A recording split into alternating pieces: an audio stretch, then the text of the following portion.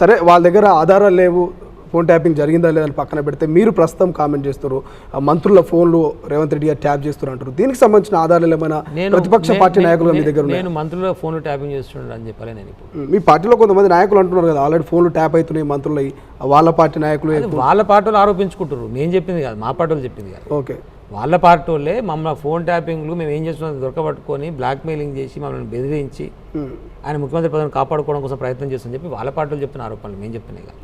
మీరేమో దాని పరిగణనకు తీసుకొని ప్రతిపక్ష హోదాలో ఉన్నారు, దాని మీద ఫైట్ చేసే అవకాశం ఉంటుందా? ఎందుకంటే మేము ఫైట్ చేసుకునేందుకు వాళ్ళకే ఫైటింగ్ నడుస్తుంది. ఓకే, వాడు ఎవడు కుర్చీ గుంజేస్తాడో తెలియదు, ఎవడో ఓన్తో కలిసిటాడో తెలియదు. ఆ కుర్చీ కాపాడుకోవడానికి పొద్దుగా లేస్తే ఒకటి పోయి ఆయన పక్కన కూర్చున్నాడు, ఇంకోని పక్కన కూర్చున్నాడు. నా బిల్లు పాస్ చేస్తావా, నీ బిల్లు పాస్ చేస్తావా, నాకెంత కమిషన్, నీకెంత కమిషన్, వాళ్ళ పంచాయతీ మస్తు నడుస్తుంది. ఎంపీకి వెళ్తారా చూద్దాం ఏం జరుగుతుంది. కమిషన్ల గురించో లేకపోతే వాళ్ళ మధ్య ఉన్న ఫోన్ ట్యాప్ల గురించో ఉండదు మా ఉద్యమం. మా ఉద్యమం ప్రజల పక్షాన ఉంటుంది. ప్రజలకు నష్టం జరిగితే ప్రజల కోసం ఏం చేయాలో, ప్రజలకు ఏం న్యాయం చేయాలో దానికోసం ఉద్యమం చేస్తాం. ముఖ్యంగా కేసీఆర్ గారు ఏదైతే పొలం బాట పట్టిరో ఈ పొలం బాట మీద కూడా కొన్ని కామెంట్లు వస్తున్నాయి. 10 ఏళ్ళు రైతులు పట్టించుకొని కేసీఆర్, అసెంబ్లీలో అడుగుపెట్టని కేసీఆర్ ఇలా ముసలి కన్నీరు గారుస్తూ రైతుల దగ్గరకు వస్తున్నారు. రైతు బంధు ఇవ్వడం రైతులను పట్టించుకోకపోవడం అన్నట్ట నాకు తెలియదు మరి ఇట్లా అని మీ దగ్గర నీ ప్రశ్న. రైతు బంధు ఇవ్వడం అనేటువంటి రైతులను పట్టించుకోకపోవడం, ప్రపంచానికే ఒక దిక్సూచిలాగా ఒక పథకాన్ని కొత్తదాన్ని ప్రవేశపెట్టిస్తే రైతులను పట్టించుకోకపోవడం, రైతు బీమా పెడితే రైతులను పట్టించుకోకపోవడం. నా నియోజకవర్గంలో నేను ఎమ్మెల్యే కాకముందుకు 2014 ముందు 30,000 ఎకరాలకు నీళ్ళు వచ్చేది. నేను ఎమ్మెల్యే గెలిచిన తర్వాత 140,000 ఎకరాలకు వచ్చింది. అంటే 110 ఎకరాలకు సాగునీరు ఇచ్చినాం ఎక్స్ట్రా. ఇది రైతులను పట్టించుకోకపోవడం. ప్రతి దగ్గర కొనుగోలు సెంటర్ని ఏర్పాటు చేసి, ఐక్యప్ సెంటర్ని ఏర్పాటు చేసి చివరి గింజ వరకు కొన్నాం మేము. డైరెక్ట్ రైతులకు ఏమంటే ఆన్లైన్ అకౌంట్లో వేసినాం. ఇది రైతులను పట్టించుకోకపోవడం. వాడు ఇప్పటివరకు రైతు బంధు ఇయ్యాడు, రైతు బీమా గురించి మాట్లాడు, బోనస్ ఇస్తా అని ఎగబెట్టిపోతాడు, రైతు రుణమాఫీ ఏకాలంలో చేస్తా అని మాట్లాడతాడు. వాడు రైతులను పట్టించుకున్నాడు. రుణమాఫీ ఆగస్టు 15, 15 ఆగస్టు కల్లా 3 సార్లు మారింది కదా. ఇప్పటికి 9 నువ్వే అన్నావు, జనవరి 6 నాడు ఒక కామెంట్ చేసినావు. ఇప్పుడు కోడ్ ఉంది కాబట్టి 15 ఆగస్టుకి అంటున్నావు. 15 ఆగస్టు కూడా కోడ్ ఉంటుంది అంటున్నా నేను. స్థానిక సంస్థలు ఎన్నికలు వస్తాయి, అప్పుడే మాట్లాడుతారు చూద్దాం. మళ్ళీ కలుస్తాం కదా, మన ఇద్దరం బతుకుంటే ఈయన కలుసుకుంటాం కదా. 15 ఆగస్టు ఎక్కువ రోజు లేదు కదా, 2 నెలలకే కదా. కలుసుకుని అప్పుడు మాట్లాడదాం. సరే, ప్రధానంగా ఒకటి మెదక్కు సీటు తప్ప ఏది రాదని మొన్నటిదాకా కామెంట్ చేసింది కాంగ్రెస్ పార్లమెంట్ ఎన్నికల్లో. ఇప్పుడు ఆ మెదక్ కూడా సీటు వచ్చే అవకాశం లేదు, 0 అంటున్నారు. మీరు దీన్ని ఏకీభవిస్తారా? నిజంగా 0 వస్తాయంటారా? కాంగ్రెస్ పార్టీ అంటున్నది. కాంగ్రెస్ కాదు, బీఆర్ఎస్ కు 0 సీట్స్ ఎంపీ సీట్లలో. సరే, ఒకవేళ బీఆర్ఎస్ కు 0 కాకుండా ఒక సీట్ వచ్చిందానికి ఏం చేస్తాడు ఆయన? మరి అడుగు రాయండి. మరి రాజీనామా చేస్తాడా ముఖ్యమంత్రి పదవికి?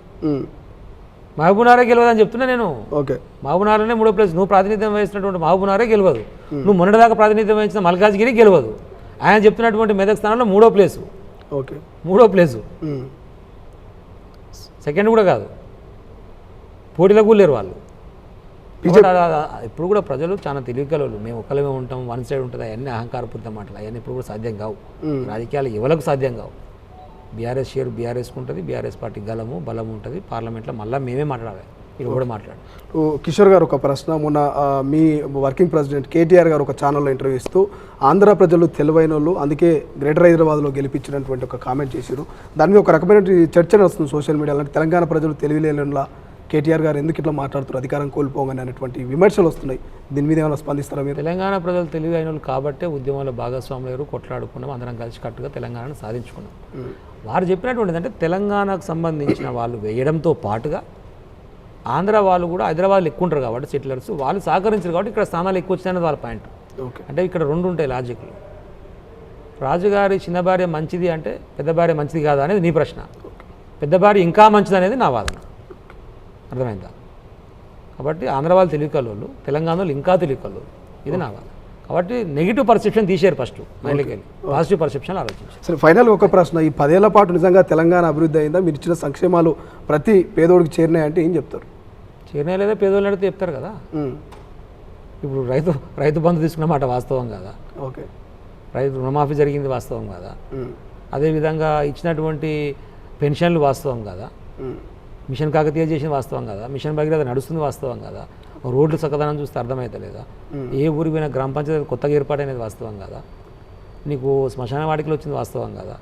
హరిత విప్లవం అనే దాని కింద మొత్తం హరితహారం అని చెప్పేసి పెట్టుకొని చెట్లను పెంపొందించుకుంటూ పోయి వనాలను ఏర్పాటు చేసుకున్నటువంటి మాట వాస్తవం కదా. అవన్నీ కళ్ళ ముందర కనపడుతున్నాయి కదా. వాడు ఇచ్చిన 20 అవార్డులు ఇస్తే 19 మనకే వచ్చాయి కదా. అభివృద్ధి జరిగిన మాట వాస్తవమే, సంక్షేమం జరిగిన మాట వాస్తవమే. ఇవి ఇట్లనే ఉండంగా ఇంకా మాకు ఇంకా కొత్తగా ఇంకా వస్తుంది అనేటువంటి ఒక ఆశలో కొంచెం ఏమరపాటో పొరపాటో కొంచెం జరిగింది, దాన్ని రెక్టిఫై చేసుకుంటే ప్రజలు ఏమంటే రివోల్ట్ అవుతారు, పెద్ద ఇబ్బంది ఏముండదు, క్రియేటింగ్గా. పార్లమెంట్ ఎన్నికల్లో ఏజెండాతో పోతారు ప్రజల్లోకి ఇప్పుడు? తెలంగాణ బలంగాలం కావాల్సింది కదా పార్లమెంట్లో. బీఆర్ఎస్ పార్టీ ఎంపీలే 1400 గంటల పైచులు, 1500 నియర్ బై, 1465 ఉంది, 1500 గంటలు మాట్లాడారు, ప్రస్తావించారు, కొట్లాడారు. బీజేపీ వాళ్ళు 4 గంటలు మాట్లాడాలి 5 ఏళ్ళల్లో. మరి ఎవరు బలం కావాలి నీకు?